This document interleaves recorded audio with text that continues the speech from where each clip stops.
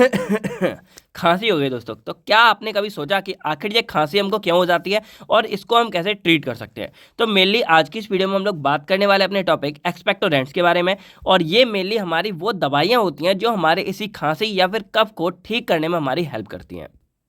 तो हमारा सब्जेक्ट रहा था pharmaceutical inorganic chemistry B pharmacy first semester, और आज से हम जो है इसकी यूनिट 4 को स्टार्ट कर रहे हैं। तो ये बेसिकली हमारी जो यूनिट 3 थी उसी का कंटिन्यू पार्ट है, और इनको हम मिसलिनियस कंपाउंड बोलते हैं। और इसके अंदर टोटल हमारे 5 पार्ट है: expectorant, emetics, haematinics, poison and antidote and extinction. तो आज की इस वीडियो में मेनली हम जो है एक्सपेक्टोरेंट्स के बारे में बात करेंगे, और इसके बाद देखते हैं हम या तो 2 वीडियो में एक साथ मतलब इसको कवर कर देंगे, पर आज इस वीडियो में मेनली हम एक्सपेक्टोरेंट के बारे में बात करने वाले हैं। तो चलिए इनके बारे में बात करते हैं, लेकिन उससे पहले हेलो दोस्तों, कैसे आप सभी लोग। मेरा नाम है आकाश कुमार और स्वागत करता हूं मैं आप सभी के अपने चैनल केयरवेल फार्मा में। चलिए तो देखो, सबसे पहले हम बिल्कुल ही देसी भाषा में समझ लेते हैं कि ये एक्सपेक्टोरेंट और कफ ये मतलब टोटल फंडा क्या है। और एक बार आपको ये समझ आ जाएगा, देन हम इसको जो है लैंग्वेज की फॉर्म में सारा कुछ समझ लेंगे। अब देखो, नॉर्मल समझो, ये हमारी खांसी से मतलब कनेक्टेड है। तो ये हमारा होता है एक नॉर्मल पूरा का पूरा रेस्पिरेटरी सिस्टम, यानी कि जिससे हम सांस लेते हैं। और यहाँ पर ये हमारी होती है एक विंड पाइप, जिससे हम क्या लेते हैं, सांस लेते हैं। नॉर्मल सा फंडा है। अब खांसी हमको क्यों आती है? तो खांसी आने के पीछे हमारे, आपने कभी अगर नोटिस किया होगा खांसी आपको आती कब है? ऐसा तो नहीं आप अभी बैठे हो तो खांस रहे हो या बोल रहे हो। नॉर्मली कब आती है? या तो हमको मतलब जुकाम हो जाता है, कोल्ड हो जाता है तब। सेकंड केस होता है जब हम खाना पीना खाते हैं, तो उस टाइम अगर खाते हुए हम बात कर रहे होते हैं या खाते हुए हम हंसने लगते हैं या कभी मतलब पानी का ठसा लग जाता है, तो उसी केस में हमको खांसी आती है। और अगर उस टाइम पर हमें खांसी ना आए तो वो हमारे लिए डेंजरस भी हो सकता है। यानी कि इससे हमको ये पता लग रहा है कि खांसी एक हमारे लिए अच्छी चीज़ है, यानी कि इतना नहीं है, बुरा नहीं है, एक हमारे लिए प्रोटेक्टिव रिफ्लेक्स है। फिर क्वेश्चन आता है, भाई फिर इसको हम ट्रीट क्यों कर रहे हैं? तो इसके सारे के सारे आंसर आपको यहाँ मिल जाएंगे। तो अब समझो सारा का सारा फंडा। तो मान लो मैं क्या कर रहा हूँ, इस वाले पार्ट को इतने को जूम उठा के यहाँ पे दिखा दे रहा हूँ। ओके, अब ये वाला हमारा क्या है, गले वाला एरिया, और ये हमारे जो पाइप है ट्रैकिया। अब ये ट्रैकिया वाला पार्ट हमारा अंदर जाके दोनों लंग्स में हमारा चला जाता है। अब ये लंग्स के जाने के बाद इनको हम ब्रोंकाई बोल देते हैं, ठीक है। ये हमारा मेन ट्रैकिया, उसके बाद ये ब्रोंकाई हमारे हो जाते हैं। और सबसे अंदर वाला पार्ट होता है हमारा एल्वलाइज। और ये जो एल्वलाई वाला पार्ट है, यही क्या करेगा, ऑक्सीजन को ब्लड में छोड़ेगा और कार्बन डाइऑक्साइड को बाहर लेगा और उसको बाहर निकाल देता है। तो नॉर्मल सा हमारा ये फंडा होता है सांस लेने का पूरा सिस्टम। अब क्या होता है, जब हम खाना पीना खाते हैं तो ये जो हमारा ट्रैकिया है, इसको हम विंड पाइप बोलते हैं। इसी के जस्ट चिपक के हमारा इसी के पास में होता है ईसोफेगस, जिसको हम बोलते हैं फूड पाइप। यानी कि जब हम खाना पीना खाते हैं तो वो हमारा उसी ईसोफेगस में जाता है और उसके थ्रू हमारा पेट के अंदर चला जाता है, बहुत सारे चलता है। लेकिन कई बार क्या होता है, हम जब मतलब थोड़ा वैसे खाते हैं, बात करते हुए खाते हैं, ठसा लग जाता है, जल्दी जल्दी खाते हैं, उस केस में थोड़ा बहुत, ऐसा नहीं है, थोड़ा बहुत खाने का पार्टिकल हमारा क्या होता है, इस वाले यानी कि फूड पाइप की जगह हमारे ट्रैकिया वाले पार्ट में जाने लगता है। और वैसे ही हमारा क्यों, सिर्फ हमारे नोज से जो हम सांस लेते हैं ना, हवा एयर, उसके लिए होता है, ऑक्सीजन वगैरह के लिए होता है। लेकिन अगर किसी वजह से यही वाला टुकड़ा हमारे जब इधर जाने लगता है तो यहाँ पर एकदम से इरिटेशन कॉज होती है, और ये हमारे लिए अच्छी बात है। और जब इरिटेशन कॉज होती है तो यहाँ पर क्या होता है, इन्फ्लामेशन एक हमारा साइन होता है, मतलब एकदम हमारी बॉडी को पता लग जाता है कि यहाँ पर कुछ अनवांटेड चीज़ आ गई। क्योंकि भाई ये हमारा विंड पाइप है, तो यहाँ पे हमको खाना नहीं चाहिए, यहाँ पे हमको क्या सिर्फ एयर चाहिए। लेकिन अगर कोई खाने का पार्टिकल आता है तो तुरंत ही यहाँ पर एक रिफ्लक्स शुरू हो जाता है, प्रोटेक्टिव मतलब बचाने वाला, और रिफ्लक्स मतलब होता है एक एक्शन। तो यहाँ पे एक एक्शन शुरू हो जाएगा हमारी बॉडी के द्वारा, और उस एक्शन को हम बोलते हैं खांसी। अब खांसी में क्या होता है, एकदम सडन फोर्सफुल हैकिंग साउंड होता है। इसका मतलब क्या है, आप देखो नॉर्मली आप क्या करो, अभी थोड़ा करके देखो, आप अपने हाथ को लो और अपने मुंह के आगे करो, ठीक है। अब आप वहाँ पे थोड़ी सी हवा मारो, थोड़ी सी अगर आप हवा लगाओगे तो बहुत ही आराम से लग रही वो। लेकिन अब आप क्या करो, अपने हाथ को मुंह के आगे करके और खांसो। जब आप खांसोगे तो आपको पता लगेगा कि जो फोर्स, मतलब जो हवा आपके पहले लग रही थी हाथ पे, उसके मुकाबले जो आपने अभी खांसा वो हवा बहुत तेजी से आपके हाथ पे लगी। तो यहाँ पर क्या है कि एकदम खांसी जब आती है बहुत तेज, यानी कि हम जोर से खांसते हैं, यानी कि एकदम प्रेशर लगाते हैं, सारी की सारी हवा बाहर करते हैं। और उसके चक्कर में क्या होता है कि कोई भी पार्टिकल जो हमारे ट्रैकिया में आने लगता है वो हमारा क्या होता है, हमारे माउथ की तरफ बाहर निकल जाता है हवा के साथ, या हमारे मुंह में आ जाता है, मतलब ट्रैकिया से बाहर हो जाता है। और यही हमको चाहिए, क्योंकि अगर ऐसा नहीं होता, मान लो बाई चांस हमारे ट्रैकिया से यहाँ पे हमने नहीं कुछ किया, हमें खांसी ना आए, और ये सारा का सारा पार्टिकल क्या हो जाएगा, हमारे इस ब्रोंकाई में चला जाएगा। और अगर ये इधर आ गया कोई खाना पीना ये, तो वो हमारे लिए बहुत ज़्यादा सीरियस हो सकता है। और कई केस में एक आध केस है कि अगर ऐसा चला जाता है तो वहाँ पे डेथ भी हो सकती है। सीआईडी के केस में देखा भी था कि मतलब उसने ऐसी दवाई दी कि ये ब्लॉक हो गया, और जो पानी वगैरह था या चावल खाने वो हमारे बिंड पाइप में चले गए, और यहाँ जाके उस बंदे की डेथ हो गई। तो रियल में ऐसा होता है कि भाई इसलिए यहाँ पे थोड़ा सा प्रिवेंटिव हमारा होता है कफ खांसी। तो इसीलिए मैंने बोला कि खांसी हमारे लिए एक अच्छी चीज़ भी होती है। अब क्वेश्चन आता है भाई फिर बंद क्यों करनी है, तो देखो साफ तो हो जाती है, लेकिन यहाँ पर क्या होता है हमारा इन्फ्लामेशन होता है, उस चक्कर में यहाँ पे एक्स्ट्रा म्यूकस आ जाता है। म्यूकस हमारा एक अंदर की जो लेयर होती है ना, वही उसको जो आप नोजी बोलते हैं हिंदी में एकदम, तो वो जो बाहर निकलती है वही यहाँ पर म्यूकस हमारा भर जाता है। और इस म्यूकस के चक्कर में क्या होता है कि अब ये जो हमारा ट्रैकिया मान लो ये ऐसा था पहले, तो अब ये क्या होता है म्यूकस आने के चक्कर में इस तरह से ब्लॉक हो गया, तो अब क्या बचा है इसमें बिल्कुल जगह नहीं बची, और जब जगह नहीं बचेगी तो सांस लेने में दिक्कत होगी, और सांस लेने में दिक्कत होती है, इसलिए हम क्या करते हैं इस कफ को ठीक करने के लिए करते हैं। तो कफ का ठीक होने का मतलब सिर्फ ये नहीं होता कि यहाँ पर हमारा सिर्फ खांसी मतलब हम खांसना रोक दें, उसका मतलब है कि ये जो म्यूकस निकला है ये भी हमारा नॉर्मल स्टेज में चली जाए, और जब हमारा ये वापस चला गया तो हमारा जो ट्रैकिया है वो जैसे पहले था वैसे ही अपने इनिशियल स्टेट में आ जाए।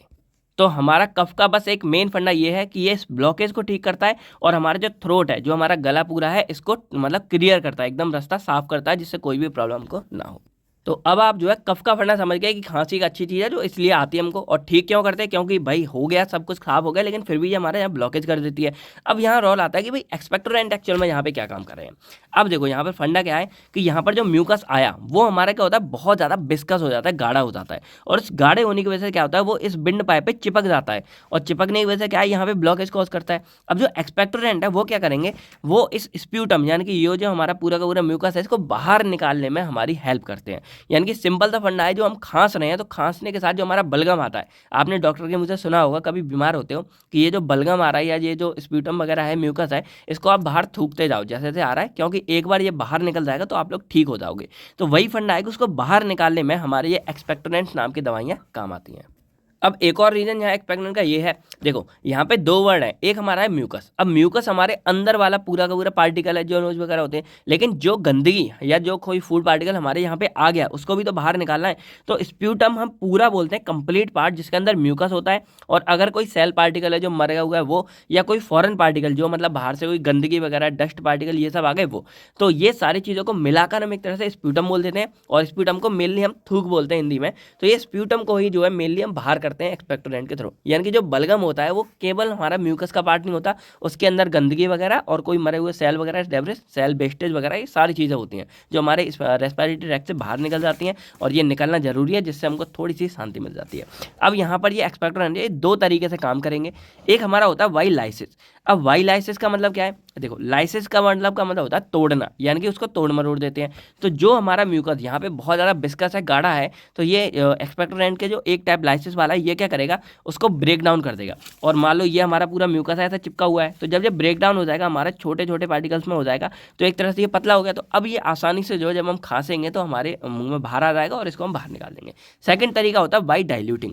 अब बाई डाइल्यूटिंग का मतलब क्या होता है कि ये जो हमारी दवाएं ये क्या करेंगे इसके सीक्रेशन को और बढ़ा देती हैं। यानी कि यहाँ बेसिक ब्लॉकेज है लेकिन यहाँ पे क्या करेंगे वाटर सीक्रेशन और थोड़ा म्यूकस सीक्रेशन बढ़ा देंगे, और उसके चक्कर में क्या है ये जो बहुत ज़्यादा हमारा गाढ़ा हो गया ये हमारा जब इसमें थोड़ा सा पानी वाटरी पार्टिकल मिल जाएगा तो ये थोड़ा सा पतला हो जाता है, और जब पतला हो जाएगा तो ईजिली क्या हो जाएगा ये बाहर निकल जाएगा। तो इस दो तरीकों से हमारे एक्सपेरिमेंट काम करते हैं। एक उस म्यूकस को या जो स्प्यूटम को तोड़ के मतलब बहुत विस्कस था उसकी विस्कोसिटी खत्म करके उसको छोटे छोटे पार्टिकल में कन्वर्ट कर देंगे, और दूसरे क्या करेंगे उसको डाइल्यूट कर देंगे, यानी कि उसमें पानी जैसा मटेरियल मिला के और उसको बहुत पतला कर देंगे जिससे वो ईजिली बाहर निकल जाए।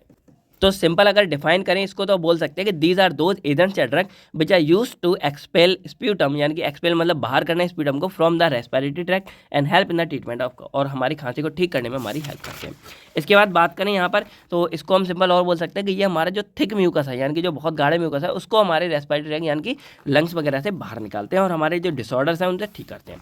क्लासिफिकेशन के बारे में बात करें तो इनको हम मेनली दो टाइप्स में डिवाइड कर सकते हैं। एक हमारे हैं सिक्रीशन इन्हांसर, तो ये मैंने आपको बता दिया पहले कि ये मेनली क्या करते हैं हमारे यहाँ पे सिक्रीशन बढ़ा देते हैं। तो ये जो हमारा ट्रैकिया था यहाँ पे पूरा का पूरा, इस ट्रैकिया की जब सिक्रीशन बढ़ जाएगी तो ये पूरा का पूरा हमारा डाइल्यूट पतला हो जाएगा और ये आसानी से हमारा बाहर निकल आएगा। तो ब्रोंकियल सिक्रीशन बढ़ा देते हैं ये हमारे सिंपल सा फंडा। इसके एग्जाम्पल हमारा एक गुएफेनेसिन है, ये हमारा बहुत इस्तेमाल किया जाता है, एक देसी है। उसके बाद ये हमारे विस्कोसिटी कम करेगा मूवमेंट, और इसके बाद हमारे potassium iodide and ammonium chloride है, ये अपना साल्टी एक्शन देते हैं मतलब थोड़ा सैलाइन नमक वाला, और इसके चक्कर में ये सिक्रीशन बढ़ा देते हैं। और हमारा जो सिलेबस है उसके अंदर यही दो दे रखे हैं, इनके बारे में अभी बात करेंगे।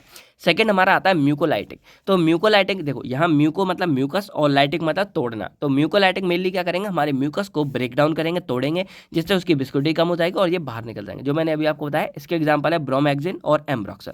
तो हमारे लिए जो मेन है वो potassium iodide and ammonium chloride है। तो एक एक करके इन्हीं के बारे में हम बात करेंगे। पहला हमारा आता है पोटेशियम आयोडाइड। तो इसका मॉलिक्यूलर फॉर्मूला होता है हमारा के for potassium, I for iodide, और ये मॉलिक्यूलर वेट इसका होता है 166 ग्राम पर मोल। अब इसको प्रिपेयर कैसे कर सकते हैं?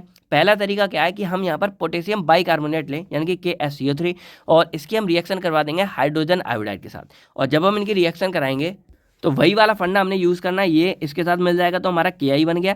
और बचे हुए पार्टिकल में क्या है, H2CO3 बचा। तो H2 यहाँ पे आ गया और इस CO3 में से एक O हमारा आ गया इधर, तो H2O हो गया। और यहाँ पे क्या बचा, अब CO2 बचा, वो हमारा यहाँ गैस के रूप में बाहर निकल गया। तो इस तरह हम अपने पहले मेथड से बना सकते हैं, यानी कि सिंपल हम पोटेशियम बाइकार्बोनेट को हाइड्रोजन आयोडाइड के साथ मिला के पोटेशियम आयोडाइड बना देते हैं। सेकंड हमारा तरीका क्या आता है, यहाँ पे देखो इनके दो आप लिखो, थोड़ा सा बल्क बनाना भी जरूरी है। सेकंड हमारा क्या आता है, यहाँ पे हम सिंपल हॉट एक्वा सॉल्यूशन लेंगे पोटेशियम हाइड्रोक्साइड का KOH का और आयोडीन के साथ रिएक्शन करा देंगे, हमारा Ki बन जाएगा। बाकी जो बनता है उसको छोड़ो, बस आपके लिए मेन ये बन गया। इसकी प्रॉपर्टीज के बारे में बात करें तो ये हमारा एक ऑर्डरलेस होता है, ट्रांसपेरेंट होता है और इसका सैलाइन बिटर टेस्ट होता है। इसके बाद ये हमारा एल्कोहल, वाटर और ग्लिसरीन तीनों में ही सॉल्युबल होता है। उसके बाद ये हल्का सा हाइग्रोस्कोपिक होता है। इसका मतलब क्या है, अगर हम नॉर्मल यहाँ डाल देंगे तो एनवायरमेंट यानी कि आस पड़ोस से वो थोड़ा सा पानी खींच के अपने आप को गीला कर देगा। जैसे नमक आप बाहर रख देते हो तो गीला हो जाता है, वही सेम बनना। इसके यूजेस के बारे में बात करें तो ये हमारा एक्सपेक्टोरेंट की तरह यूज होगा। इसके अलावा ये हमारा पोटेशियम और आयोडाइड के सोर्स के रूप में भी इस्तेमाल किया जाता है और कई जगह पे ये एज अ रिएजेंट भी इस्तेमाल किया जाता है फार्मेसी के अंदर। ये कुछ ऐसे कॉमन है, देखो मेन है हमारा एक्सपेक्टोरेंट है तो उसके अंदर ये यूज कर दोगे और ये भी आप एक आध दो जगह चिपका सकते हो। सेकेंड हम बात करते हैं अमोनियम क्लोराइड के बारे में। तो जो अमोनियम क्लोराइड है उसके ऊपर हमारा स्टार भी लगा हुआ है। तो यहाँ पर हमको उसका मॉलिक्यूलर फॉर्मूला, मॉलिक्यूलर वेट और साथ में हमको इसके एसे और केमिकल रिएक्शन भी परफॉर्म करनी पड़ेंगी। तो मॉलिक्यूलर वेट हमारा इसका है फॉर्मूला हमारा है NH4Cl और इसका वेट होता है हमारा 53.50 ग्राम पर मोल। अब इसके प्रिपरेशन के बारे में बात करें, एक तरीका ये है कि हम यहाँ पर अमोनिया की रिएक्शन करवा देते हैं HCl यानी कि हाइड्रोक्लोरिक एसिड के साथ में। और जब हम ये रिएक्शन करवाएंगे तो बस क्या होगा, ये वाला इसके साथ मिल जाएगा। तो NH3 था यहाँ पे 3 की जगह 4 हो जाएगा और Cl जुड़ जाएगा। तो ये सबसे सिंपलेस्ट हमारी रिएक्शन है, दोनों को आपस में जोड़ दो बन जाएगा। और थोड़ी कहानी लिख देना कि जब इसको हम न्यूट्रलाइज कराते हैं तो इसको बाद में हम एवोपरेट कराएंगे और जो ड्राई फॉर्म में हमारा अमोनियम क्लोराइड है वो हमको मिल जाता है। सेकंड हमारी रिएक्शन आती है कि हम यहाँ पर अमोनियम सल्फेट ले लेते हैं और इसकी रिएक्शन सोडियम क्लोराइड के साथ करा देते हैं। अब अगर आप नाम से ही समझोगे अमोनियम सल्फेट सोडियम क्लोराइड, तो अगर हम अमोनियम सल्फेट में से सल्फेट हटा के यहाँ सोडियम क्लोराइड का क्लोराइड जोड़ देंगे तो अमोनियम क्लोराइड बन गया। सेम फंडा यहाँ पर है, NH4 का होल त्रिहाई SO4 ये हमारा अमोनियम सल्फेट है और ये हमारा 2NaCl है। अब इसके साथ हम क्या करेंगे, इसको मिला देंगे और इसके साथ इसको मिला देंगे तो हमारा क्या बन जाएगा 2, क्योंकि यहाँ 2 थे तो 2 मोल हमारा बन जाएंगे NH4Cl, यहाँ पूरा बन गया। और ये हमारा Na2SO4 हमारा सोडियम यहाँ पे सल्फेट बाहर निकल गया। सिंपल सा फंडा यहाँ पे था। इसकी प्रॉपर्टीज के बारे में बात करें तो ये हमारा एक कलरलेस होता है या कई जगह पे ये व्हाइट लगता है। अब देखो क्या फंडा होता है, अगर ये हमारा क्रिस्टलाइन फॉर्म में तो ये हमारा दिखता है कलरलेस, लेकिन अगर इसको हम पीस के थोड़ा सा पाउडर बना देते हैं, थोड़ा सा कोर्स होता है तो ये हमारा व्हाइट कलर का दिखने लगता है। सिंपल सा फंडा है। इसके बाद ये हमारा ऑर्डरलेस होता है और इसका सैलाइन टेस्ट होता है हल्का सा, जो थोड़ा कड़वा बिटर जैसा होता है। इसके बाद ये हमारा फ्रीली सॉल्युबल है, पानी में अच्छे से मिल जाएगा, ग्लिसरीन में मिल जाएगा, लेकिन ये एल्कोहल में हमारा स्पेरिंगली है, यानी कि मिल जाएगा लेकिन इतने अच्छे से नहीं मिलेगा। इसके बाद ये भी हमारा स्लाइटली हाइग्रोस्कोपिक होता है जैसे हमारा पोटेशियम आयोडाइड था। इसकी एक रिएक्शन लिख लो कि इसको अगर हम अमोनियम क्लोराइड को वाटर के साथ अगर इसको मतलब ज़्यादा देर के लिए रख देते हैं तो वहाँ पर ये हमारा डिकम्पोज हो जाएगा और हमारे यहाँ पे अमोनियम हाइड्रोक्साइड बन जाएगा, पानी बाहर निकल जाएगा, Cl नेगेटिव बाहर निकल जाएगा। इसके बाद इसका हम ऐसे देखते हैं यहाँ पे। तो देखो पहले जो इसका एसिड था वो हमारा बोल्हार्ड मेथड यानी कि प्रेसिपिटेशन टाइट्रेशन से परफॉर्म किया जाता था, लेकिन अब इसको जो हम एसिड बेस टाइट्रेशन से परफॉर्म करते हैं। तो हमने जो है एसिड बेस वाला ही आप लोगों के लिए यहाँ पे लिख रखा है, बहुत ही ईजी है, कुछ नहीं करना, छोटा और बहुत ईजी है। तो बस आपने कॉनिकल फ्लास्क लेना है, इसके अंदर आपको 0.1 ग्राम NH4Cl मिला देना है। इसके बाद इसमें 20 ml आपको पानी मिला देना है।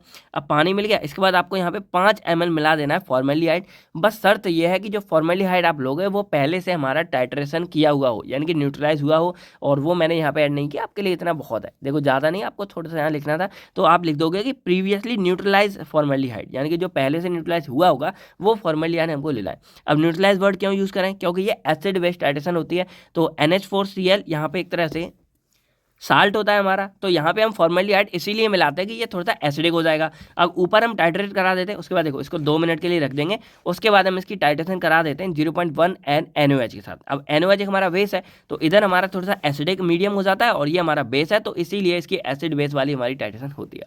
अब यहाँ पर हम इंडिकेटर यूज करते हैं फिनोप्थैलिन। अब फिनोप्थैलिन इंडिकेटर क्या करेगा यहाँ पे, जब स्टार्टिंग में जब ये थोड़ा सा वैसा था तो स्टार्टिंग में मतलब कलरलेस होता है, उसके बाद ये जैसे ही NaOH गिरेगा ये हमारा पेल पिंक कलर शो करेगा और ये पिंक कलर परमानेंट हो जाता है और तभी जैसे हमारा ये कलर आ जाए हमको पता लग जाएगा रिएक्शन हमारी कंप्लीट हो चुकी है। अब इसके लिए एक वर्ड आप लिख दो, पूरा आपको नहीं वैसे शॉर्ट में ऐसे लिखना होता है यहाँ पे, each ml of 0.1 NaOH is equal to 0.00539 gram of NH4Cl। ये आज में लिख के आ जाना, बस कुछ नहीं, कंक्लूजन की तरह। अब इसके यूजेस के बारे में बात करें तो ये हमारा एक्सपेक्टोरेंट की तरह यूज होता है और साथ में ये हमारा एसिडिफायर की तरह भी इस्तेमाल किया जाता है, जो एसिड बेस बैलेंस को मेंटेन करने में हेल्प करता है। इसके बाद ये हमारा डाईयूरेटिक की तरह भी काम करता है। अब डाईयूरेटिक को आप चाहो तो कमेंट करके बता सकते हो। इसके बाद इसको हम हाईली क्लोज कंटेनर में फिक्स कर देते हैं। सिंपल सा फंडा था। अब देखो अगर ये आपका 10 मार्क्स में आता है तब तो आपको सारा देखो ये लिख के आना पड़ेगा, थोड़ा बहुत कफ के बारे में लिख देना, ये मैंने आपके समझाने के लिए बनाया था। ये चीज़ आप लिख के आ सकते हो चाहो तो, ठीक है, इतना कुछ नहीं बना के आना, आपको शॉर्ट में ही आता है। इसके बाद इसकी क्लासिफिकेशन है तो ये लिख के आ जाना अगर आता है, वरना ये मेन हमारे ये हैं। तो पोटेशियम आयोडाइड वाला मैंने यहाँ बता दिया, लेकिन मेन हमारे ये स्टार वाला आता है, इसके अंदर आपको ऐसे भी इंक्लूड करके जो है लिखना पड़ेगा, ठीक है। तो नंबर के हिसाब से आप इसको लिख के आ जाना।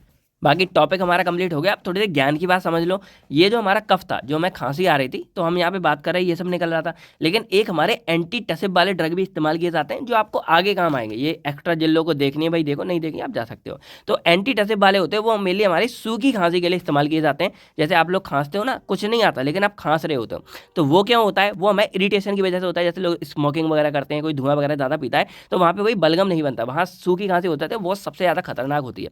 तो उसके लिए हमारे एंटी टसिब ड्रग यूज़ की जाते हैं और ये सब आपको नेक्स्ट फार्माकोलॉजी में अच्छे से देखने को मिलेगा। तो बस आज की वीडियो में इतना ही। आई होप आपको सारा कुछ फंडा समझ आ गया होगा। अब आपको कमेंट सेक्शन में एक्सपेक्टोरेंट्स की डेफिनेशन कमेंट करके लिख के बतानी है। बाकी मैं मिलता हूँ आपसे बहुत नेक्स्ट वीडियो में। तब थैंक यू, टेक केयर, आप सभी लोग अपना अपनी फैमिली का ख्याल रखिएगा। बाय बाय दोस्तों, जय हिंद दोस्तों।